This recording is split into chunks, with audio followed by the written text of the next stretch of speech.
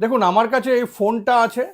এবার এই ফোনটার স্ক্রিনটা যদি আমরা লক করে রাখি, অনেক সময় কি হয় আমরা স্ক্রিনটা কিন্তু এভাবে লক করে পাশে রেখে দিয়ে কোনো কাজ হয়তো করি। এবার এই ফোনে কেউ যদি মেসেজ করে তবে কিন্তু এই স্ক্রিন যে লক থেকে গেল, মেসেজটা কিন্তু আমি আর দেখতে পাবো না। নোটিফিকেশান আসবে, একটা আওয়াজও হবে, কিন্তু মেসেজটা কি আসলো আমি কিন্তু দেখতে পাবো না। কোনো ইম্পর্টেন্ট যদি মেসেজ আসে তবে কিন্তু বারবার করে খুলে খুলে আমাকে এইভাবে খুলে খুলে দেখতে হবে যে কী মেসেজ আসলো।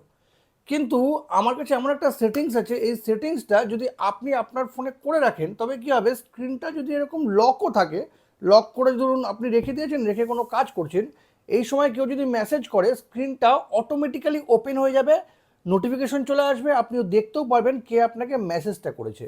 তাহলে এই সেটিংসটা কি জানতে গেলে ভিডিওটা শেষ পর্যন্ত দেখুন আর প্রসেসটা একদম সেভ করে নিন, কারণ এটা কিন্তু অনেক সময় আপনার অনেক কাজে আসতে পারে।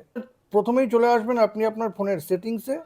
এবার এখানে দেখুন নোটিফিকেশন বলে একটা অপশন আছে, এখানে ক্লিক করতে হবে। এবার একটু স্ক্রল করে নিচে নেমে দেখুন এখানে আছে ওয়েক স্ক্রিন ফর নোটিফিকেশন, এটা আপনাকে অন করে নিতে হবে। ব্যাস আপনার কাজ কিন্তু হয়ে যাবে। এই সেটিংটি যদি আপনাদের কোনো কাজে লেগে থাকে তবে কিন্তু এটাকে অবশ্যই শেয়ার করবেন। আর এরকম নতুন নতুন ইনফরমেটিভ ভিডিও পেতে প্লিজ সাবস্ক্রাইব আমার চ্যানেল সাবজেক্ট সম্রাটকে।